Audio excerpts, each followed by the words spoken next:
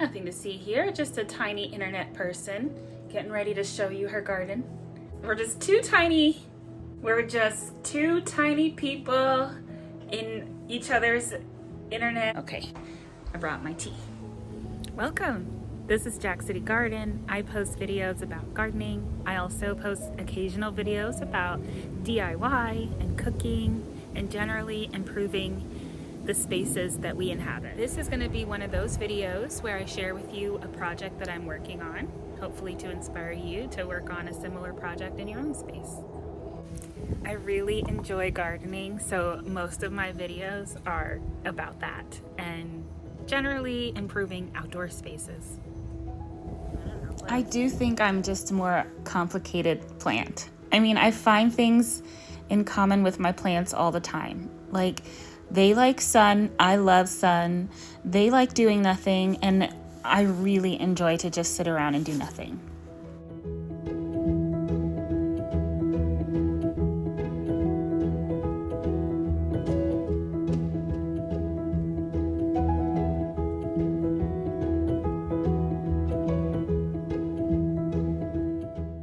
If you know me even a little bit, you know how much I enjoy being outside. I like hiking, picnics. Even when I go out to eat, I want to sit on a terrace. I am grateful for every little square inch and every little square foot of space that I have to just be outside. And I hope that if you're watching this and you're in an apartment and you are dying for some more outdoor space and some more outdoor living, I hope that you get it. I think each of us needs it. If you're an outdoor kid like me, what is it about the outdoors? Is it the fresh air? Is it the white noise? I mean, I live in the city. There are trains, cars, people talking, birds chirping, crickets. It doesn't really matter to me. I can sit outside anywhere. For me, there is something so liberating about being in a space where you can look up and see the sky.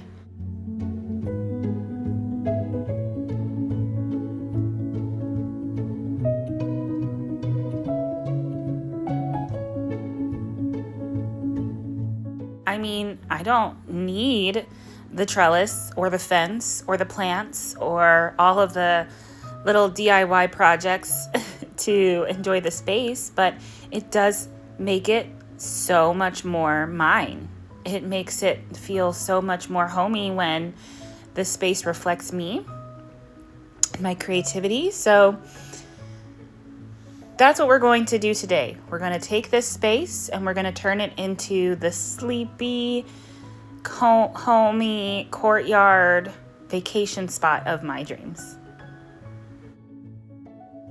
I'm beginning by prepping the space. So I've already removed anything that was hanging on the fence.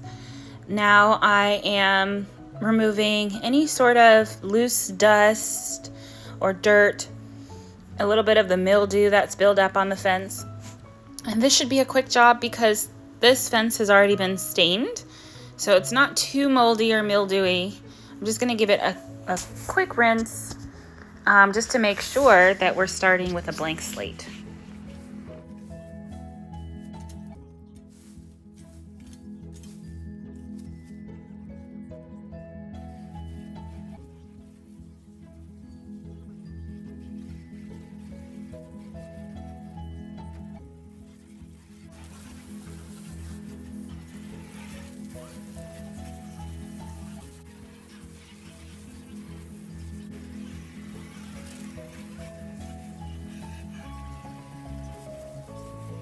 And just like that, the fence is painted and I'm ready to move on to the next phase in the project. Haha, you wish.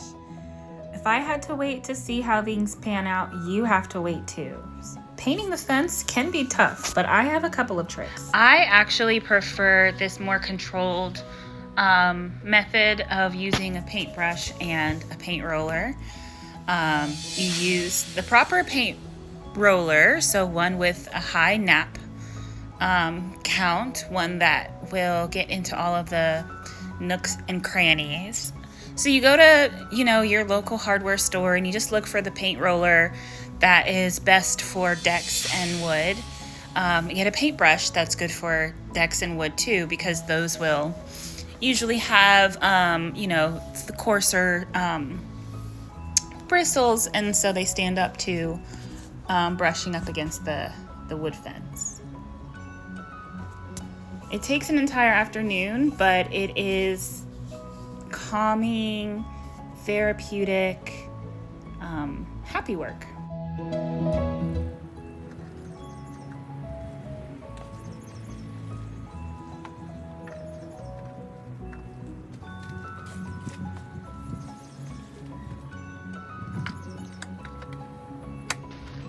Still have a few little projects up my sleeve, so stay tuned for those.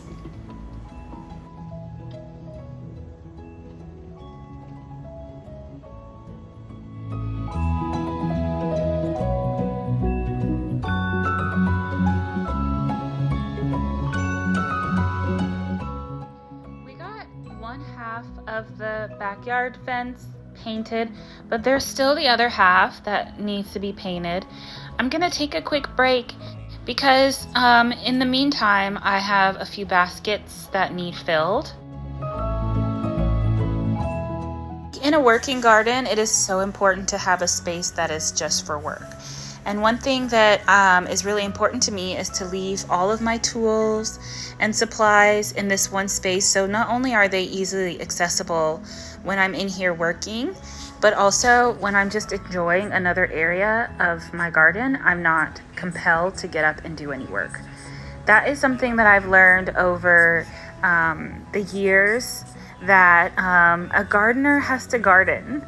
And a gardener can't continue to garden when her bones are weary and she's tired because she's been gardening all day, every day for the entire first week of that real gardening sprint in spring. Here I'm planting up some tomato seedlings. This one is a Rosella cherry tomato that was gifted to me by a fellow avid gardener at work, and I just feel so grateful that I can share this love of gardening with people in my life. So I'm happy to find a home for that and these lemon coral sedums that I grow from cuttings and I save anytime I need to do a container or a hanging basket. I like to have some plants on hand, so I keep these on hand for that. And I'm also going to be adding some marigolds.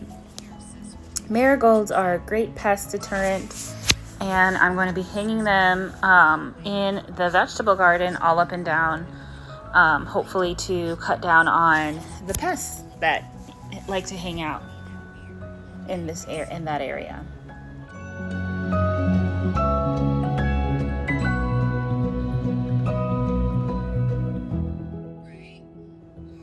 So what do you do while you're gardening? I mean, when I'm gardening, I'm usually listening to like a podcast.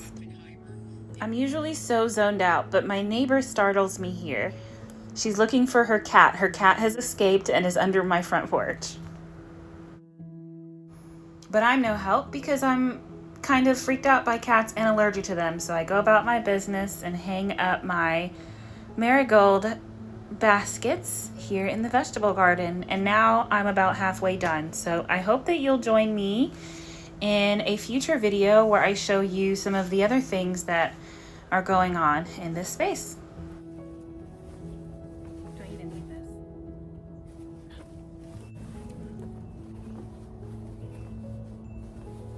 Thank you, tiny internet people, for joining me today. Got a lot done, still a lot left to do. If you have seen my face before, then you know that I sort of post now and again, and I am working to improve my channel and to post more consistently, so I'll show you what's going on. Next week I'll be working on the other half of the back garden, painting the fence over there, painting the potting table and the plant hospital. So if you'd like to see how that goes,